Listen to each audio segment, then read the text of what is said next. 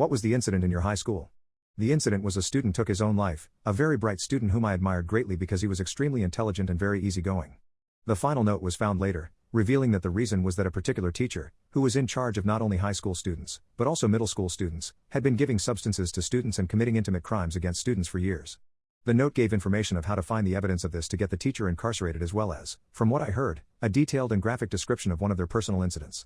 He had gotten away with it for so long because he had convinced the victims to try the drugs and told them afterwards that if they told anyone he would make it look like the victims were in the wrong with experimenting with drugs. The teacher also had favorites that he would keep close to him and mistreat repeatedly. Once this all came out, a SWAT team had to escort him to a high-security prison to keep him away from the very, very angry families who had been affected by this because mountains of threats came flooding in. It was a huge ordeal for the town.